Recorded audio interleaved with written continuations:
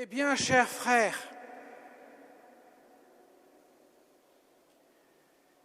le royaume des cieux est comparable à un trésor caché, à une perle fine, à quelque chose qui paraît absolu, de telle sorte que tout ce qu'on a, on le lâche, on le vend, pour pouvoir acheter ce trésor, cette perle précieuse. Jésus met donc l'accent sur un point, le caractère absolu du royaume des cieux, qui n'est comparable en rien de ce que l'on peut trouver sur la terre. Aucune des richesses ne peut rivaliser avec un tel trésor. De telle sorte qu'il mérite que l'on abandonne tout, absolument tout, pour le choisir et le recevoir.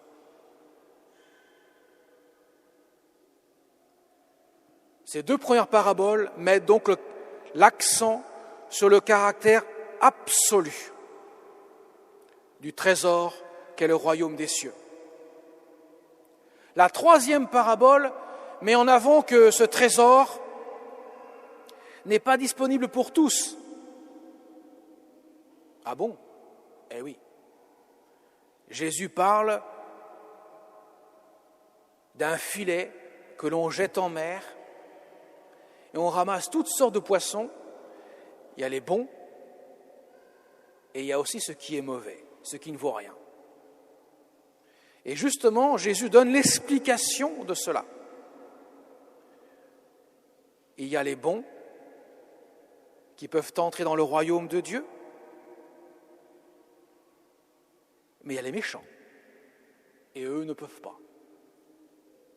Alors, qui sont les bons, qui sont les méchants? Ça, c'est très intéressant de savoir. Est-ce que je suis bon ou je suis méchant? Ça ne se juge pas, bien sûr, avec les mesures que l'on peut nous donner. Ça va au-delà de tout cela, et ça demande une profondeur de discernement que Dieu seul possède.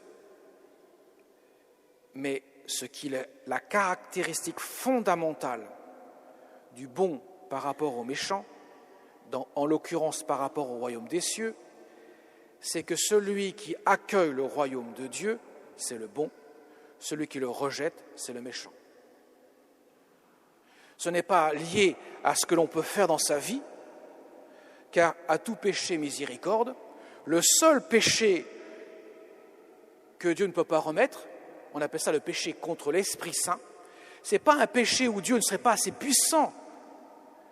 Sa miséricorde ne serait pas assez puissante pour remettre ce péché. C'est tout simplement l'exercice malencontreuse de la liberté de l'homme qui dit « Seigneur, ta miséricorde, ton royaume, je n'en veux pas ». Là, Dieu s'incline. Comme on ne peut pas entrer dans le royaume de Dieu contraint et forcé, sans que notre liberté soit mise en jeu, Dieu s'incline. Ce qu'on appelle le péché donc contre l'Esprit Saint, le péché qui ne peut pas être remis parce que tout simplement, celui qui pêche refuse le pardon. Et Dieu ne force pas les consciences. Donc vous voyez, le bon et le méchant ne se caractérisent pas par rapport à ce qu'on a pu faire dans sa vie, parce que le bon larron, excusez-moi du peu, était loin d'être un enfant de cœur.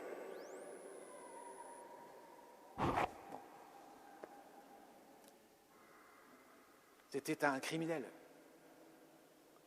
On ne clouait sur les croix que des criminels. L'exception, c'est Jésus. Mais il a été considéré comme un criminel parce qu'il voulait instaurer un royaume,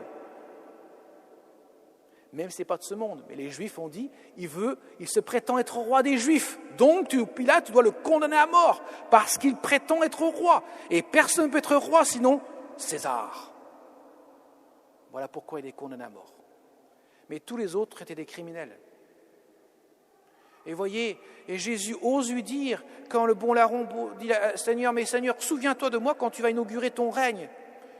Aujourd'hui, tu seras avec moi dans le paradis. » Car le bon larron a été touché par la grâce et a déposé le fardeau de ses péchés au pied de la croix, là où il était justement à côté du Christ, demandant pardon. Vous voyez, mes chers amis,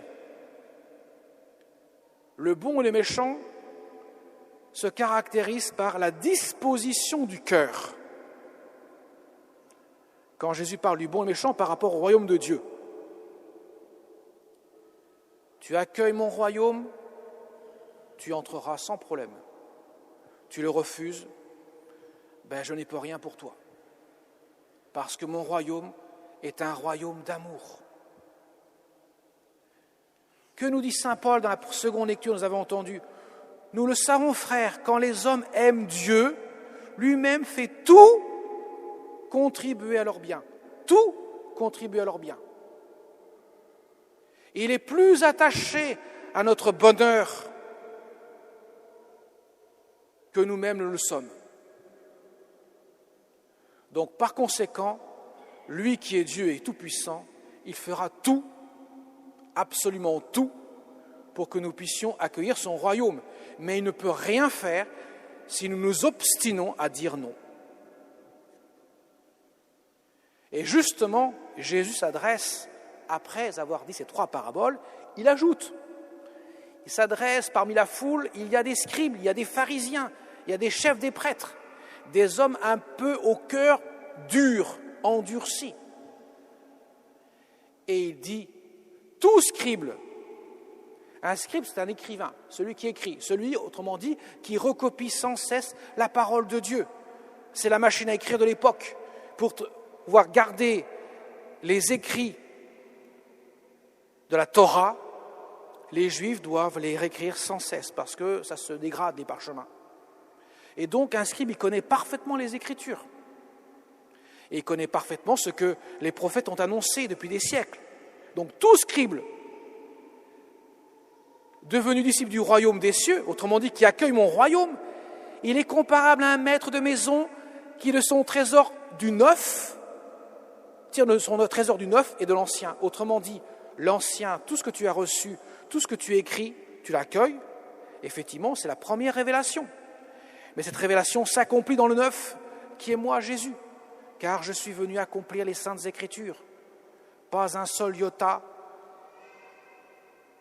de ce qui a été annoncé n'échappera à l'accomplissement. Donc c'est pour dire aux scribes, aux pharisiens, vous qui connaissez bien les Écritures, vous êtes membres du royaume des cieux à la seule condition que le trésor que vous avez reçu, vous l'anoblissez par ce que je vous donne, l'Évangile, la révélation même de ce que je suis, le Fils de Dieu, qui vient accomplir ce que les Saintes Écritures annoncent. Et que dit Jésus? Que révèle-t-il? Qu'il est l'amour du Père. Le Père et moi, nous sommes un. Qui accueille le Père accueille le Fils. Qui accueille le Fils accueille le Père. Car Dieu est amour. Et si Dieu est amour, il est Trinité. Mais pour cela, il faut accueillir le discernement. Comme Dieu a proposé à Salomon. Que demandes-tu, Salomon? Nous l'avons entendu la première lecture. Dans le premier livre des rois, Salomon demande la sagesse pour discerner. Nous aussi, mes chers amis, demandons la sagesse pour discerner. Il fut le plus grand, l'un des plus grands, même sinon le plus grand roi après David d'Israël. Enfin, du moins, le royaume était à son apogée, après c'était le déclin, après Salomon, effectivement, pour manifester cette sagesse, même si Salomon fut un grand pécheur, qu'il avait reçu de Dieu. Et les saints nous montrent, à travers leur vie, leur exemple, à commencer par la Vierge Marie, qui sans cesse ont cherché le trésor, le vrai trésor. Et pour cela demande du discernement. Ça veut dire nécessairement, pour accueillir le bien, pour accueillir l'absolu qu'est Dieu, il faudra commencer par faire des renoncements. Et les renoncements passent par d'abord des petits renoncements de notre volonté, pour que la volonté de Dieu puisse se faire en nous. Car sans les renoncements de notre volonté, pour épouser celle de Dieu en toutes choses, Dieu ne peut pas faire grand-chose pour nous. Voilà pourquoi il nous invite toujours à mettre notre confiance en lui, à nous abandonner en lui. Ça commence par cela. Je ne maîtrise pas tout, je ne peux pas maîtriser sur terre tous les paramètres de ma vie. Mais la Vierge Marie, qu'a-t-elle fait devant les mystères indicibles qui se réalisaient devant elle? A commencé lorsque Jésus, à 12 ans, il prend la poudre d'escampette, il a disparu pendant 3 jours, on le cherche. Et Marie est tellement affolée qu'elle ne peut pas se retenir. Elle dit mais à Jésus, mais mon enfant, ça fait 3 jours qu'on te cherche, pourquoi nous as-tu fait cela? Et Jésus répond de manière déconcertée, mais pourquoi me cherchez-vous? Ne saviez-vous pas que je dois être aux affaires de mon Père, dans le temple? Et saint Luc dit bien, ils ne comprirent ni Marie ni Joseph ce qu'il leur disait. Cependant, Marie retenait tous ces événements dans son cœur. Devant les épreuves de la vie que nous pouvons rencontrer, Seigneur, pourquoi? Pourquoi? Que m'arrive-t-il? Pourquoi toutes ces épreuves? C'est incompréhensible parfois. Marie retient tous ces événements. Nous aussi, nous devons faire la même chose, inviter à faire la même chose, retenir ces événements dans notre cœur. Ça veut dire nous abandonnons toute confiance en Dieu. Car, comme le dit saint Paul, nous l'avons entendu, et je redis, frères, nous le savons, quand les hommes aiment Dieu, lui-même fait tout contribuer à leur bien, puisqu'ils sont appelés selon le dessein de son amour. C'est la confiance que nous demandons pour accueillir un trésor qu'est le royaume des cieux et une perle aussi précieuse que le royaume des cieux. Cela demande un acte de confiance et d'abandon en Dieu, à l'image de ce que notre Mère du ciel a vécu jusqu'au pied de la croix devant ce mystère indicible d'une souffrance innommable que son Fils a enduré pour le salut des pécheurs. Amen.